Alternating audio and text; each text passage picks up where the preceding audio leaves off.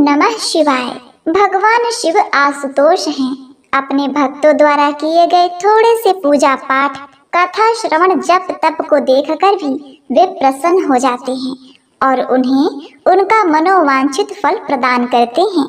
ऐसा ही व्रत है प्रदोष व्रत, जो जिस भी इच्छा से इस व्रत को किया जाए तो भगवान शिव माँ पार्वती की विशेष कृपा से भक्तों को धन, पुत्र, यश, सौभाग्य, आरोग्य प्रदान करते हैं। तो गंगाधर भगवान शिव जी आप सभी इस कथा को सुनने वाले भक्तों की मनोकामनाएं पूर्ण करें। प्रिय भक्तों, आज सोम प्रदोष का व्रत है। स्कंद पुराण के अनुसार त्रयोदशी तिथि में संध्या काल को प्रदोष कहा जाता है। प्रदोष के समय महादेव जी कैलाश पर्वत के रजत भवन में नृत्य करते हैं और देवता उनके गुणों का स्तवन करते हैं। इसीलिए धर्म, अर्थ, काम और मोक्ष की इच्छा रखने वाले मनुष्यों को प्रदोष में नियम पूर्वक भगवान शिव की पूजा और कथा का गुणगान करना चाहिए। तो सबसे पहले आप सुनिए यह दुर्लभ कथा। एक समय की बात है, कैलाश पर्वत पर विराजमान भगवान शिव जी अपने गढ़ों से घिरे हुए थे। तभी माता पार्वती अपनी सखियों के साथ वहां पर आईं और बड़े ही प्रेम से भगवान शिव के चरणों में पुष्पांजलि अर्पित करके उनकी स्तुति करके उन्हें प्रणाम करने के बाद भगवान शिव की प्रदक्षिणा की। इसके बाद वे भगवान शिव के भोजन की व्यवस्था के लिए वहां से चलने लगी। तब महादेव ने उन्हें रोकते हुए कहा, हे देवी, आज आपके मन में कोई प्रश्न नहीं आ रहा। प्रिय भक्तों, क्योंकि देवी पार्वती अक्सर ही लोक कल्याण के हित के लिए महादेव से प्रश्न किया करती थी। अब भगवान शिव ने देवी पार्वती से कहा, देवी, अगर आपके मन में इस समय कोई प्रश्न उमड़ रहा है तो आप जरूर पूछिए। तब भगवान शिव से देवी पार्वती कहने लगी, हे नाथ, हे प्रभु, आप तो इस समय अपने गढ़ों को कथा सुना रहे हैं। ऐसे में मैं आपके इस प्रसंग में कोई भी बाधा नहीं डालना चाहती। देवी पार्वती की यह बात सुनकर भगवान शिव जी ने अपने सभी गढ़ों को वहां से जाने के लिए कहा। तब समस्त गढ़ों के चले जाने के बाद तब देवी पार्वती हाथ जोड़कर मुस्कुराते हुए भगवान शिव से कहने लगी, हे प्रभु, आप तो अंतर्यामी हैं, सबके मन का हाल जानते हैं और मेरे मन में भी जो प्रश्न उठ रहे हैं वे भी आपसे छिपे नहीं हैं। फिर भी यदि आप पूछ रहे हैं तो मैं आपको बताती हूँ। तब माता पार्वती ने भोलेनाथ के समीप बैठते हुए कहा, हे भोलेनाथ, आज मैंने पृथ्वी पर भ्रमण करते हुए जो कुछ भी देखा उसके बाद मेरे मन में 3 प्रश्न उठ रहे हैं। कृपया आप इन 3 प्रश्नों के उत्तर देने की कृपा करें। तब भोलेनाथ ने कहा, देवी, आपके मन में जो भी प्रश्न उठ रहे हैं आप उन्हें बिना किसी संशय के मुझसे कहिए। मैं निश्चय ही उन सभी प्रश्नों का उत्तर देकर आपको संतुष्ट करने का प्रयास करूंगा। आपका पहला प्रश्न क्या है? पहले आप अपने पहले प्रश्न के विषय में पूछिए। तब देवी पार्वती कहती हैं, हे महादेव, मेरा पहला प्रश्न यह है कि कौन सी छोटी गलती के कारण बड़े से बड़ा पुण्य भी नष्ट हो जाता है। मेरा दूसरा प्रश्न यह है कि इस संसार में सबसे बड़ी भूख क्या है। और तीसरा प्रश्न है, प्रभु, वह कौन सी चीज है जिसकी जितनी प्रतीक्षा करो वह उतनी ही बढ़ती जाती है। तब भगवान शिव जी ने देवी पार्वती के मन के संशय को दूर करते हुए कहा, हे देवी, अब मैं आपके इन सभी प्रश्नों का उत्तर एक कथा के माध्यम से देने जा रहा हूँ। आप ध्यान पूर्वक श्रवण कीजिए। तब भगवान शिव जी ने कथा प्रारंभ करते हुए कहा, हे देवी, एक बार सुशीला नाम की एक स्त्री व्रज के क्षेत्र में रहा करती थी। वह अपने पति से बहुत ही प्रेम करती थी और उसका जीवन भी पति के प्रति पूर्ण समर्पित था। वह एक पतिव्रता स्त्री थी। अपने पति के चरण स्पर्श करके ही उसके दिन का आरंभ होता था। रात को भी पति के चरण दबाते समय ही उसका दिन समाप्त होता था। पति दर्शन किए बिना वह जल की एक बूंद भी ग्रहण नहीं करती थी। वह अपने गांव में ही नहीं बल्कि व्रज भूमि के क्षेत्र में एकमात्र पतिव्रता के रूप में जानी जाती थी। देवी, जब भी पति की बात निकलती तो सुशीला का नाम सबसे पहले लिया जाता। सुशीला को भी यह बात पता थी। सुशीला भी इस बात को जानती थी कि चारों तरफ मेरी बड़ाई होती है, एक दिन वह अपने सहेली के पास उसके घर गई। वहां जाकर उसने देखा कि सहेली के घर में तो तरह तरह के व्यंजन बनाए गए थे। उस स्वादिष्ट व्यंजनों की खुशबू पूरे घर में फैल रही थी।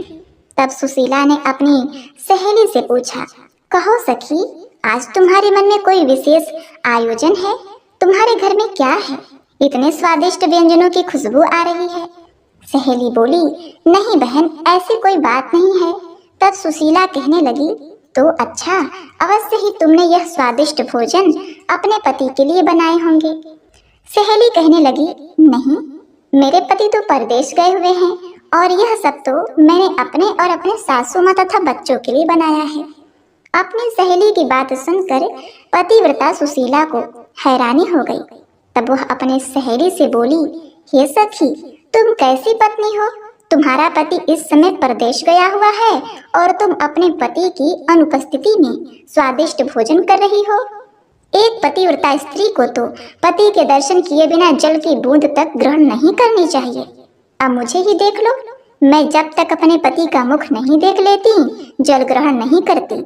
सुशीला की बात सुनकर सहेली नाराज होकर बोली, हे सुशीले, यदि पति के ना होने पर मैं व्यंजन कर रही हूँ तो इसका अर्थ तो बिल्कुल नहीं होता कि मैं उससे प्रेम नहीं करती।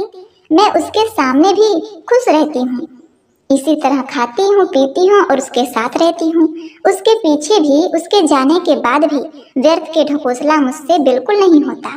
वह तो मुझे स्वस्थ और प्रसन्न देखना चाहते हैं और कहते हैं कि मैं तो उसके लिए ही कमा रहा हूँ ताकि वह भूखी ना रहे।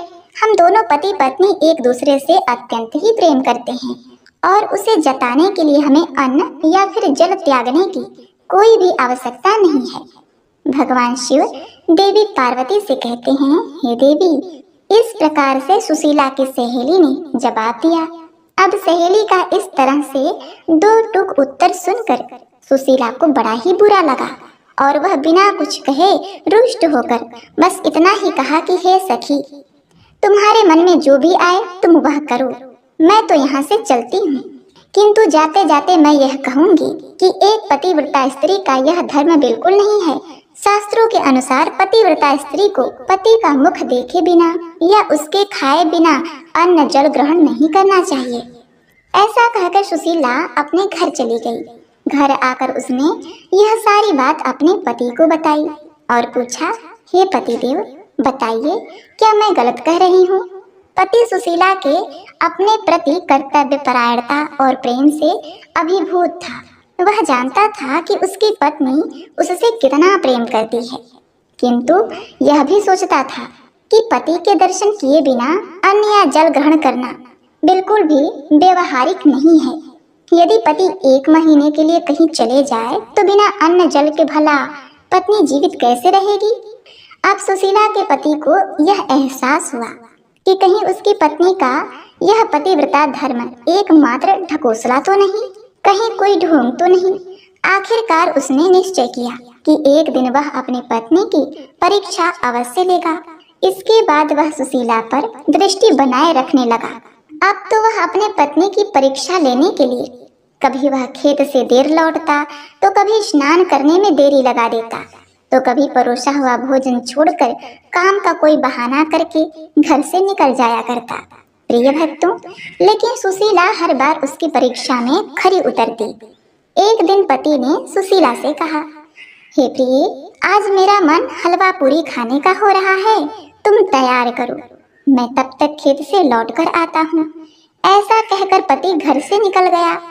अब सुशीला बहुत ही प्रसन्न मन से हलवा और पूरी बनाने में लग गई। जब हलवा और पूरी बनाकर तैयार हो गया तो उसकी स्वादिष्ट खुशबू से भूखी सुशीला के मुंह में पानी आने लगा। हलवा पूरी तैयार करके वह दरवाजे पर बैठकर अपने पति के आने की प्रतीक्षा करने लगी। हे देवी पार्वती, आप देखिए, प्रतीक्षा करते करते आधा दिन बीत गया। तब कहीं जाकर उसका पति वापस आया। तब उसने अपने पति से कहा, हे पतिदेव, आप कहाँ थे? जल्दी से स्नान करके आइए, मैं कब से आपके लिए हलवा पूरी तैयार करके रखी हूँ। प्रिय भक्तों, तब भगवान शिव से देवी पार्वती ने पूछा, हे प्रभु, फिर आगे क्या हुआ, यह भी तो बताइए। प्रिय भक्तों, तब भगवान शिव ने मुस्कुराते हुए देवी पार्वती से कहा कि देवी, स्नान करने के बाद सुशीला का पति जब आया तब वह अपनी पत्नी से बोला कि तुम थोड़ी देर और इंतजार करो, मुझे कुछ जरूरी काम है, मैं अपने मित्र के पास जा रहा हूँ। ऐसा कहकर वह और कोई बात सुने बिना अपने मित्र के यहाँ चला गया।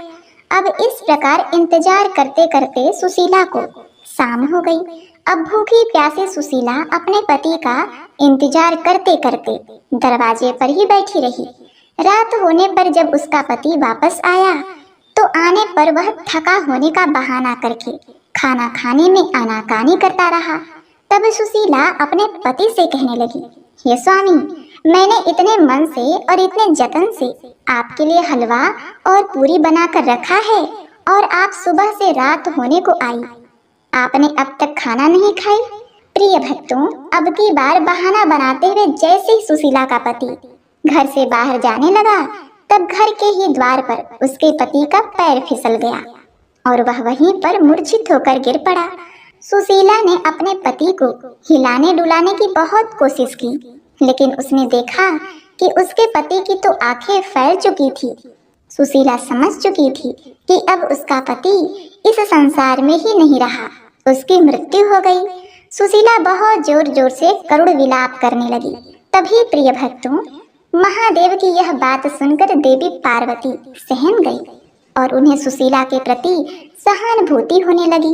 तब भगवान शिव जी से उन्होंने पूछा, हे महादेव, हे पति परमेश्वर, फिर आगे क्या हुआ?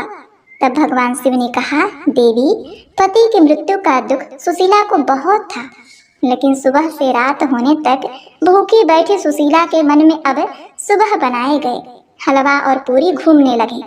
अचानक वह रोते रोते चुप हो गई और मन में सोचने लगी, मेरा पति तो मर चुका है, अगर जोर जोर से रोऊंगी तो आस पड़ोसी सब एकत्रित हो जाएंगे और फिर सुबह से मैंने हलवा और पूरी बनाकर रखा है, फिर तो उसे खाने का अवसर ही प्राप्त नहीं होगा। क्यों ना पहले हलवा पूरी को खा लूं, उसके बाद ही मैं अपने पति की मृत्यु पर विलाप करूंगी। ऐसा सोचकर सुशीला रसोई घर में जाकर झटपट हलवा और पूरी खाने लगी। भगवान शिव देवी पार्वती से कहते हैं, देवी, दरअसल सुशीला का पति उसकी परीक्षा ले रहा था।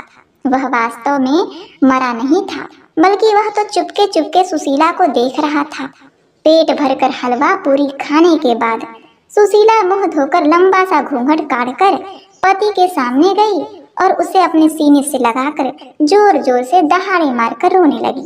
साथ ही साथ कहती चली जा रही थी कि तुम तो चले गए और मैं यहाँ अकेली रह गई, कितना अच्छा होता कि तुम भी मुझे अपने साथ ले जाते। तभी उसका पति उठ बैठा, कहने लगा कि हलवा पूरी खाकर डकार मारकर बैठी है और आंसू बहा रही है, मैं तेरा हाल जान चुका हूँ। अब तो पति के सामने सुशीला की सारी सच्चाई आ चुकी थी। वह लज्जित हो गई। सुशीला समझ गई कि उसका पति जीवित है और मरने का नाटक कर रहा है। शर्म के मारे उसने सिर झुका लिया और सोचने लगी कि क्यों ना मैंने अपनी जीभ पर नियंत्रण रखा, किंतु अब तो उसके पतिव्रता धर्म की पोल खुल चुकी थी। भगवान शिव जी कहते हैं, हे देवी, इस दिन के बाद उसने कभी भी अपने पतिव्रता होने का ढोल नहीं पीटा। प्रिय भक्तों, ऐसा करने के बाद भगवान शिव जी देवी पार्वती से कहते हैं, हे उमा, आपके बाकी तीनों प्रश्नों के उत्तर भी इस कथा में हैं। आपका पहला प्रश्न था कि कौन सी भूल के कारण बड़े से बड़ा पुण्य भी नष्ट हो जाता है, तो हे देवी, उसका उत्तर यह है कि ढिढोरा पीटना। अगर कोई भी मनुष्य कोई भी पुण्य कर्म करता है, चाहे वह छोटा हो या बड़ा हो, अगर उसका ढिढोरा पीटता है और हर तरफ उसकी बड़ाई करता है, गुणगान करता है, तो उसका वह पुण्य नष्ट हो जाता है। चाहे व्यक्ति कितनी भी प्रयास क्यों न करे, उसने यदि बड़े से बड़ा पुण्य ही क्यों न किया हो, तो भी कभी भी उसका गुणगान नहीं करना चाहिए, नहीं तो वह उसी समय नष्ट हो जाता है। ऐसे में कभी भी कोई फल नहीं मिलता। एक बार नारद मुनि ने ब्रह्मा जी से पूछा, हे परमपिता, आज मैं पृथ्वी लोक के मनुष्यों के कल्याण के लिए भगवान शंकर को प्रसन्न करने वाला एक ऐसे विशेष कथा को सुनने का इच्छुक हूँ, जिसे सुनने और व्रत को धारण करने से प्राणी रोग, कर्ज, पाप और संकट से मुक्ति पा सके और धन, पुत्र, यश, सौभाग्य, आरोग्य तथा मोक्ष इन सभी कामनाओं की पूर्ति हो। परम पिता ब्रह्मा जी ने कहा, हे नारद, हे महाज्ञानी, आपने बहुत अच्छा प्रश्न पूछा है। अतः मैं शिव जी की पूजा से प्राप्त होने वाले महान पुण्य का वर्णन करूंगा, जिस कथा को स्वयं शिव जी ने माता पार्वती को सुनाया। आज मैं उसी दुर्लभ कथा महिमा को भी सुनाऊंगा। 13वें चंद्र दिवस की संध्या को प्रदोष कहा जाता है। प्रदोष के समय की पूजा का महत्व कौन बता सकता है? उस समय तो सभी देवता गिरिराज शिव जी के पास रहते हैं। प्रदोष के समय भगवान अपने रजत निवास कैलाश में नृत्य करते हैं और देवता उनके गुणों का बखान करते हैं। प्रदोष के समय शंकर भगवान की पूजा करना भक्ति का महान पुण्य कार्य है।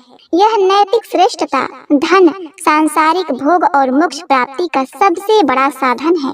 जो कोई इस पुण्यदायी अत्यंत अद्भुत प्रदोष महात्म को सुनेगा अथवा पूजा के अंत में प्रदोष के समय मानसिक तथा शारीरिक शुद्धता के साथ इसका वर्णन करेगा, उसे सैकड़ों जन्मों तक कभी दरिद्रता नहीं सताएगी।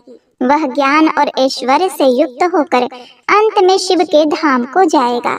जो लोग इस दुर्लभ मानव शरीर को प्राप्त करके परमेश्वर के चरणों की पूजा करते हैं, वे सचमुच धन्य हैं।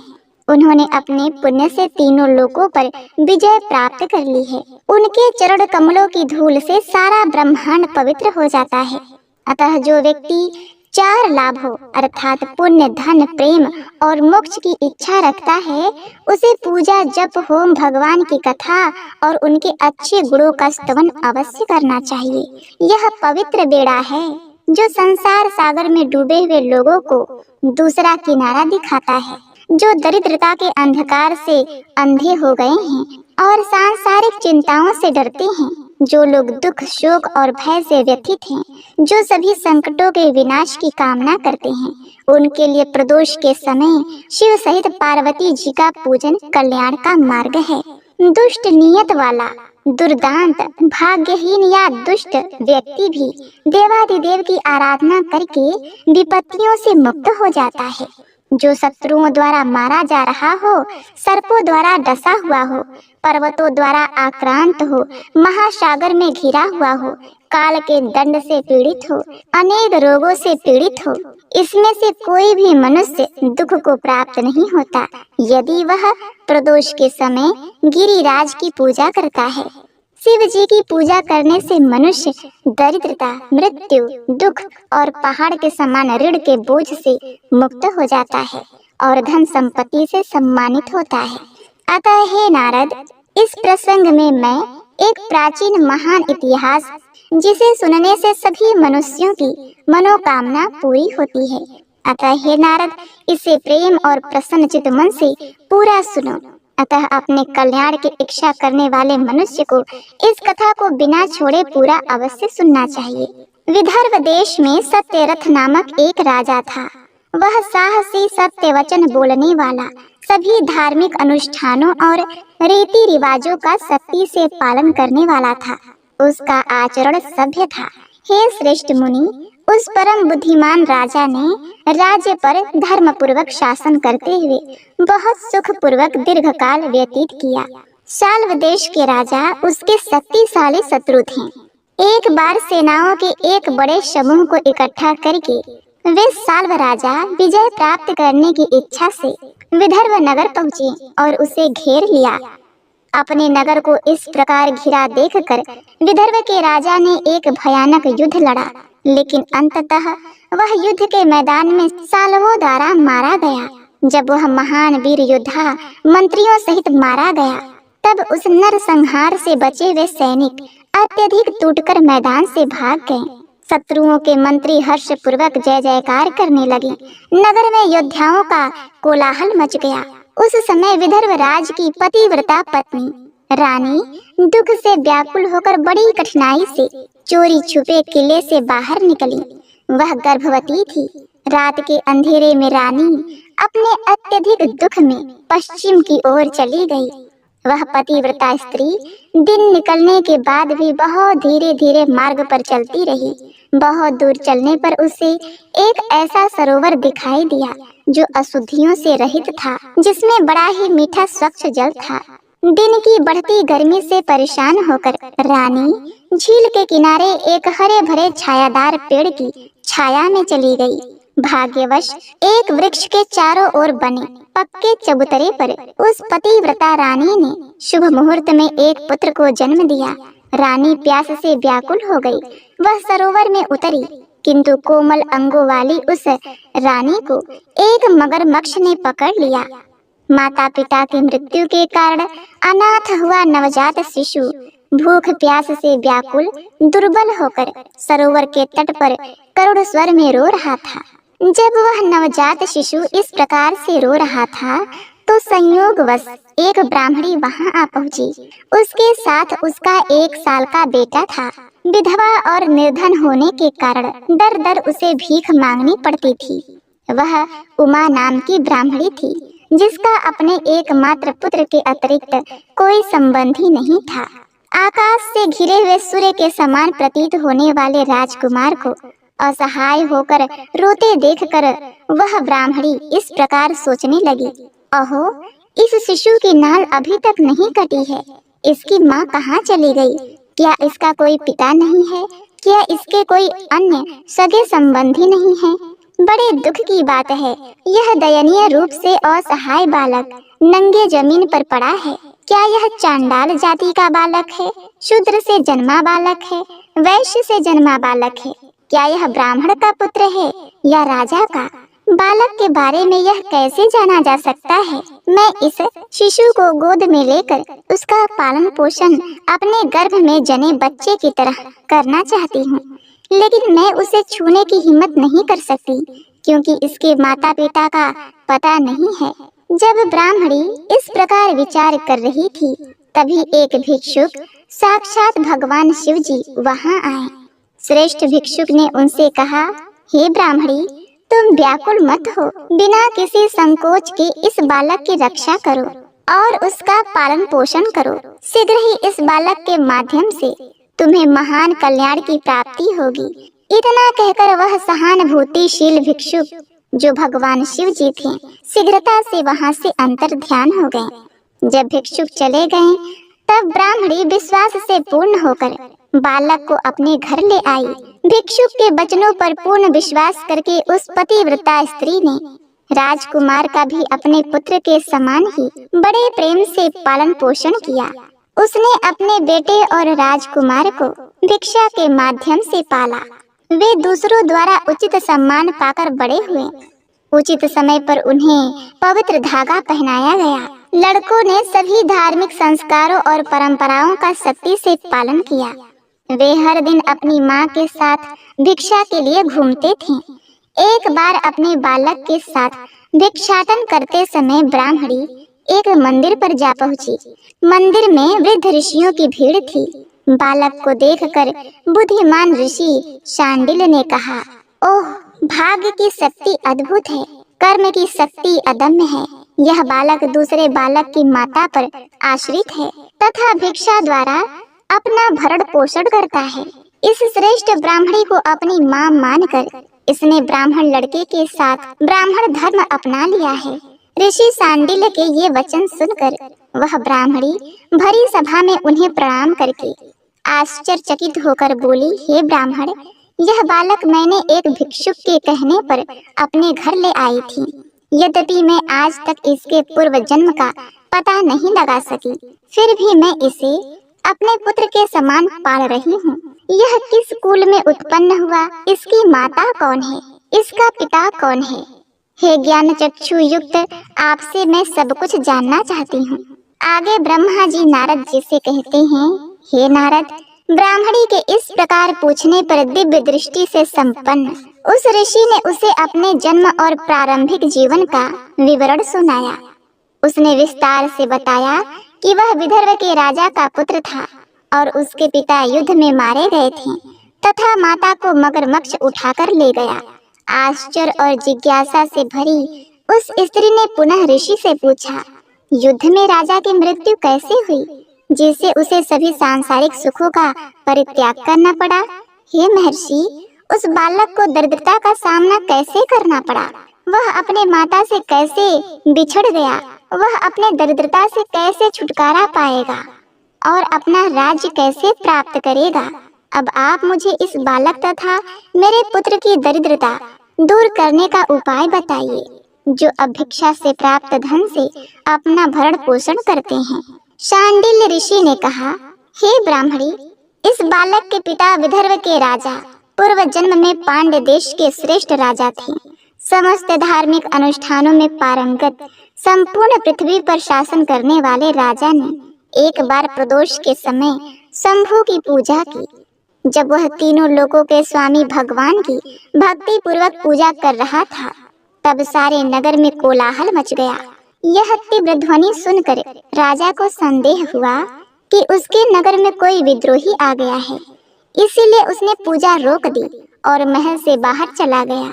इसी बीच उसके पराक्रमी मंत्री ने शत्रु के रूप में उस पर आक्रमण करने वाले जमींदार को पकड़ लिया और राजा के पास पहुंचे। अपने शत्रु अभिमानी जमींदार को मंत्री द्वारा अपने पास लाए जाने पर राजा क्रोधित हो गए। उन्होंने उसका सिर काटने के लिए कहा। इसके अलावा राजा ने शिव की पूजा बीच में ही रोक दी थी। बिना औपचारिक रूप से अपने नित्य कर्मों को पूरा किए ही रात्रि में भोजन ग्रहण कर लिया था।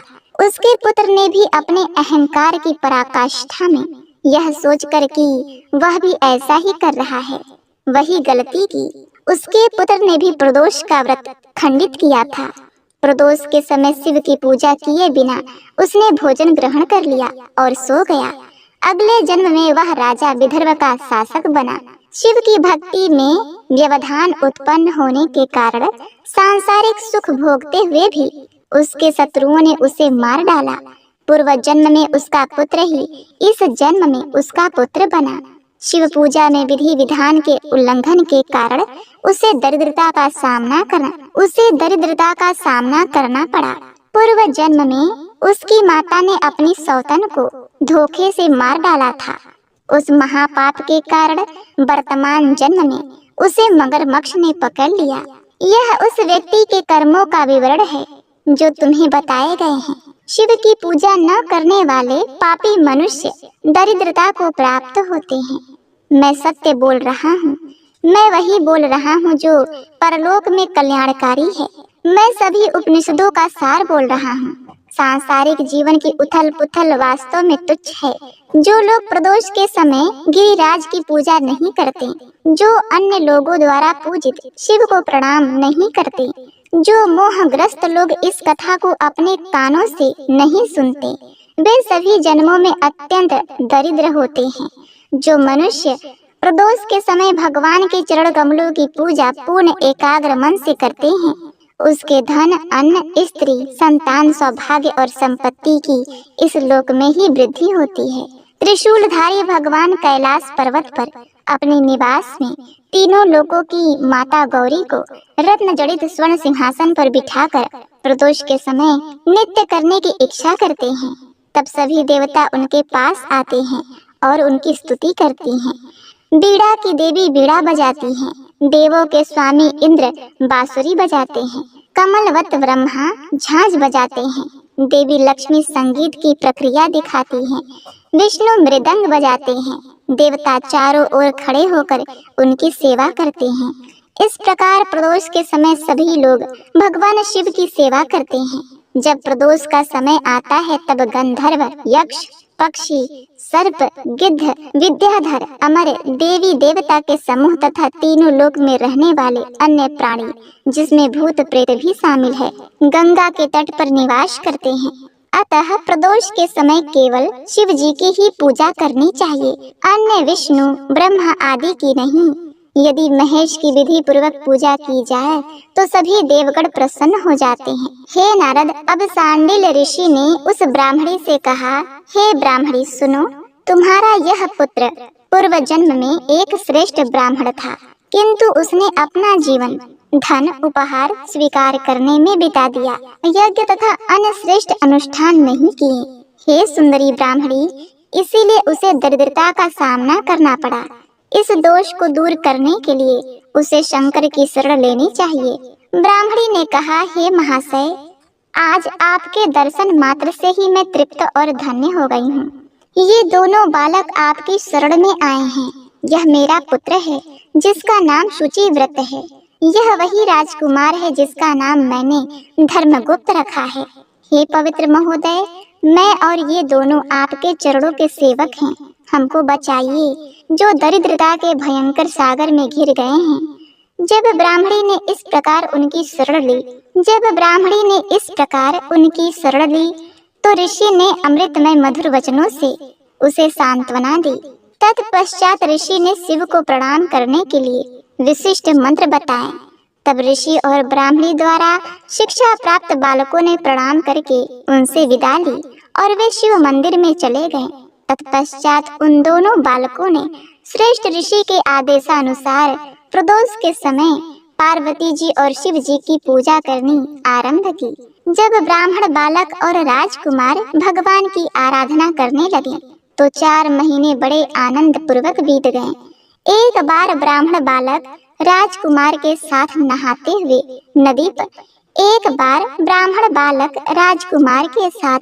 नहाने हेतु नदी पर गया। वह खेलता हुआ इधर उधर घूमने लगा। वह नदी के किनारे एक पक्के चबूतरे पर, जो नदी के निरंतर प्रवाह से नष्ट हो गया था, उसने एक खजाने को चमकते हुए देखा। उसे देखकर और उसे दैवीय धरोहर समझकर बालक ने उसे अपने सिर पर धारण कर लिया और अत्यंत प्रसन्न होकर घर चला गया। बड़े उत्साह के साथ वह खजाने को घर के अंदर ले आया और अपनी माँ से बोला, मामा, गिरिजा के स्वामी की कृपा देखो, दयालु ने एक बर्तन के रूप में यह खजाना दिया है। उस पतिव्रता स्त्री ने आश्चर्यचकित होकर राजकुमार को बुलाया। शिव पूजा की महिमा बताते हुए कहा, इस खजाने को तुम दोनों बराबर बराबर बांट लो, यही मेरा आदेश है। अपनी माता की ये वचन सुनकर ब्राह्मण बालक प्रसन्न हुआ, किंतु शंकर की पूजा में विश्वास करने वाले राजकुमार ने इस प्रकार कहा, हे माता, यह आपके पुत्र को उसके अपने पुण्य से प्राप्त हुआ है। मैं इसमें भाग नहीं लेना चाहता।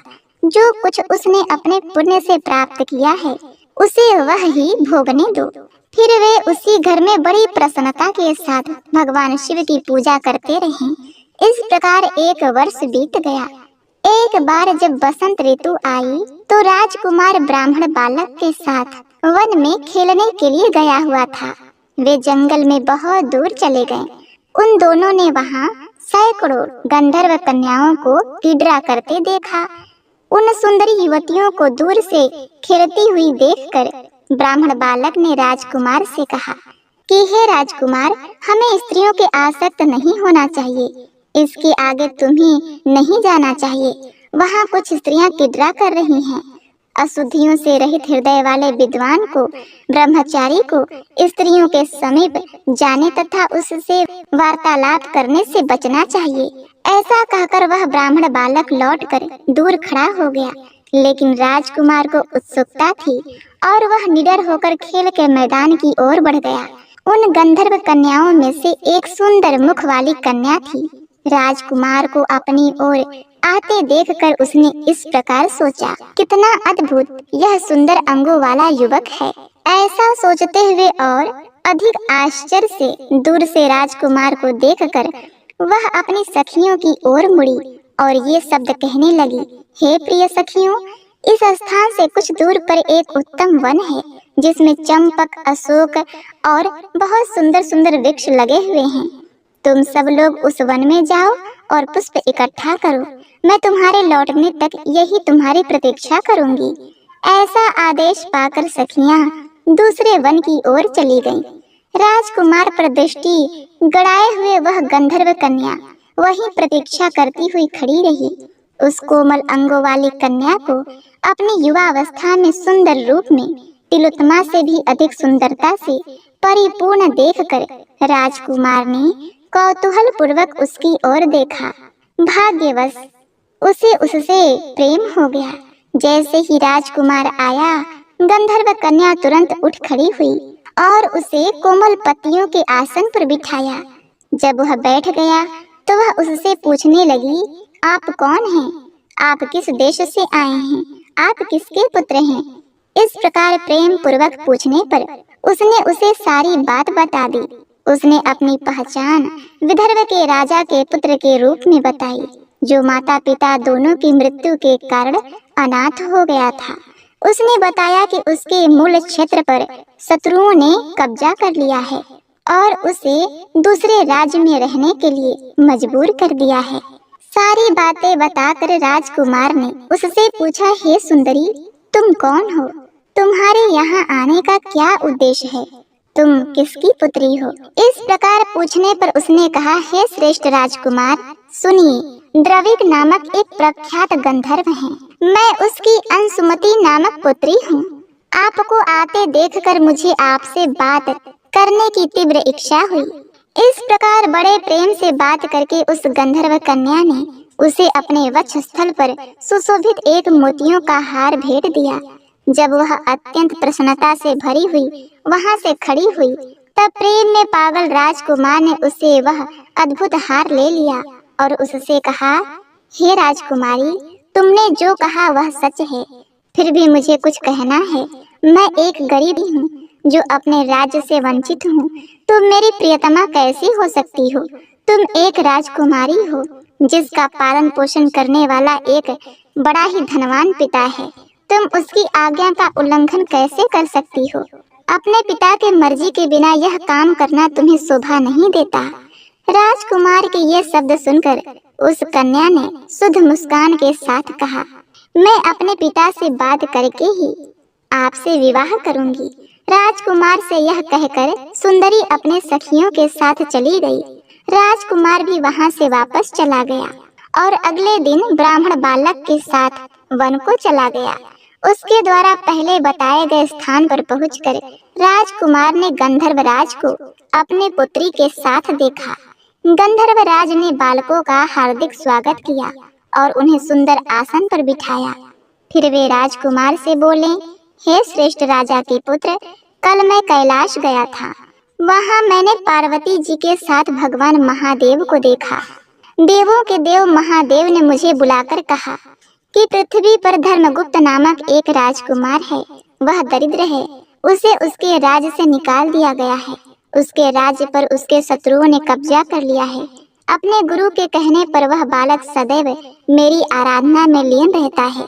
उसी के तेज से उसके सभी पूर्वज आज मुझे प्राप्त हुए हैं। हे श्रेष्ठ गंधर्व, तुम उसकी सहायता करो, उसके शत्रुओं को मारकर उसे पुनः उसके राज्य में स्थापित करो। महेश की इस प्रकार आज्ञा पाकर मैं अपने महल में लौट आया हूँ। मेरी पुत्री ने भी मुझसे बार बार अनुरोध किया है। यह सब बातें दयालु शंभु की इच्छा और आज्ञा से ही है। यह समझकर मैं अपनी पुत्री को लेकर इस वन में आया हूँ। अब मैं अपनी पुत्री अंशुमति तुम्हें दे रहा हूँ। तुम्हारे शत्रुओं का वध करके शिव जी की आज्ञा से मैं तुम्हें तुम्हारे ही राज्य में स्थापित करूँगा। तुम मेरी इस पुत्री के साथ उस नगर में सभी सुख भोगते हुए 10,000 वर्ष के अंत में तुम शिव के धाम जाओगे। वहां भी मेरी पुत्री इसी दिव्य शरीर के साथ शिव जी की उपस्थिति में तुम्हारे साथ पुनः आएगी। राजकुमार को इसी प्रकार संबोधित करके गंधर्वराज ने अपनी पुत्री का विवाह उसके साथ कर दिया। उसने बहुत से चमकते हुए रत्न, चंद्रमा के समान एक शिखामणि, चमकते हुए मोतियों की माला, दिव्य आभूषण और वस्त्र, सोने के बर्तन, 10,000 हाथी और 1,00,000 नीले घोड़े उपहार में दिए। उसने उसे हजारों सोने से बने हुए विशाल रथ दिए, एक दिव्य रथ भी दिया और एक धनुष भी दिया जो इंद्र के अस्त्र के समान था। उसने उसे हजारों चमत्कारी हथियार, बाणों से भरपूर 2 तरकश, एक अटूट स्वर्ण ढाल और दुश्मनों को तबाह करने वाली एक शक्ति भाला दी। अपनी पुत्री की सेवा के लिए उसने सहर्ष 5,000 दासियां तथा अनेक प्रकार की संपत्तियां दी। उसकी सहायता के लिए गंधर्वराज ने उसे चारों वर्णों से युक्त एक विशाल गंधर्व सेना दी। इस प्रकार सुप्रतिष्ठित राजा के पुत्र ने उत्तम यश प्राप्त किया। वह अपने प्रियतमा पत्नी के साथ धन संपत्ति से आनंदित हुआ। उचित समय पर अपनी पुत्री का विवाह संपन्न करके गंधर्वराज हवाई रथ पर सवार होकर स्वर्ग चले गए। विवाह के पश्चात धर्मगुप्त गंधर्व सेना के साथ पुनः अपने नगर में आया और शत्रु सेना का संहार किया। युद्ध में शक्ति के द्वारा तथा गंधर्व सेना की सहायता से उसने शत्रुओं की सेनाओं का नाश करके अपने नगर में प्रवेश किया।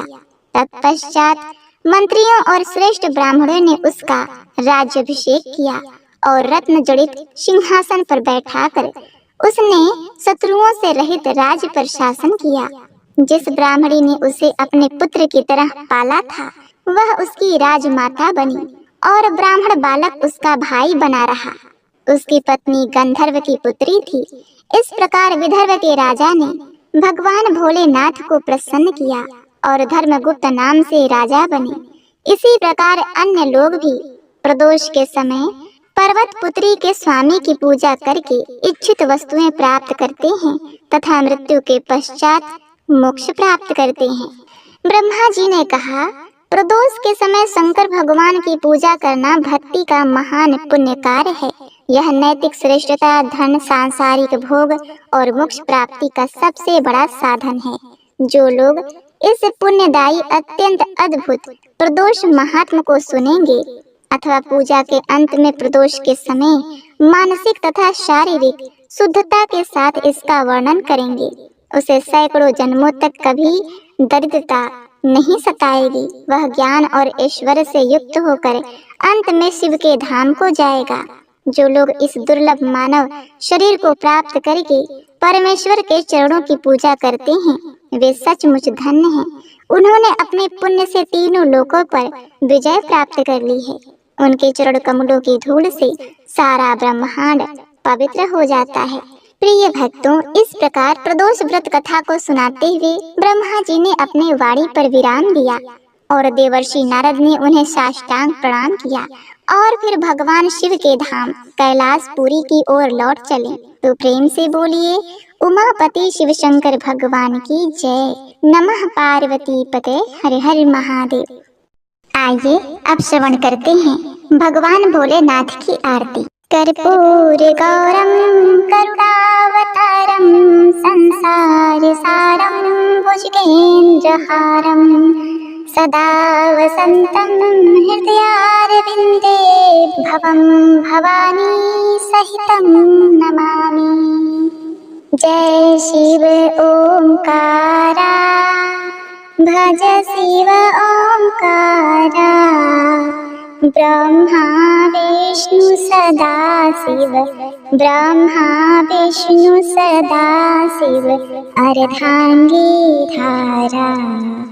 जय शिव ओंकारा एकानन चतुरानन पंचानन राजे प्रभु पंचानन राजे हंसानन गरुड़ासन हंसानन गरुड़ासन वृषवाहन साजे।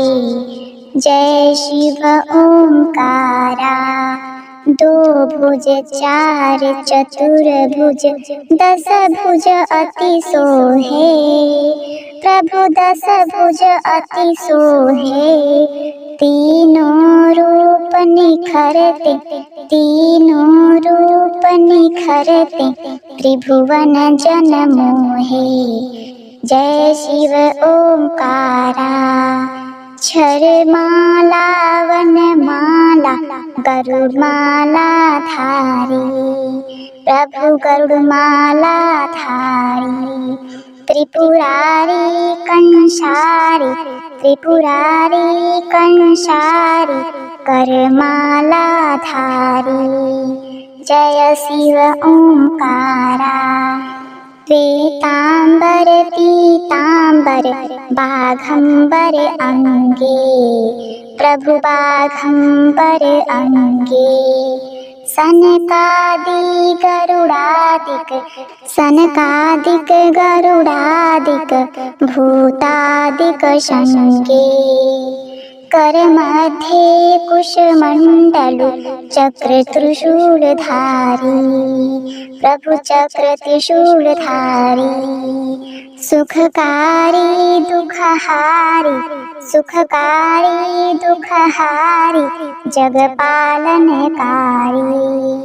ओम जय शिव ओंकारा ब्रह्मा विष्णु सदा शिव जानत अविवेका प्रभु जानत अविवेका प्रणवाक्षर में शोभित ये तीनों एका।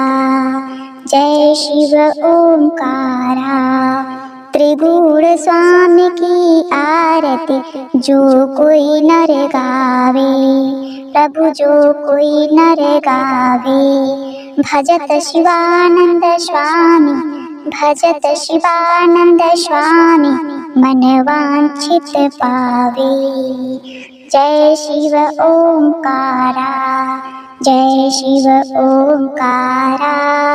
भज शिव ओंकारा ब्रह्मा विष्णु सदा शिव अर्धांगी धारा। जय शिव ओंकारा।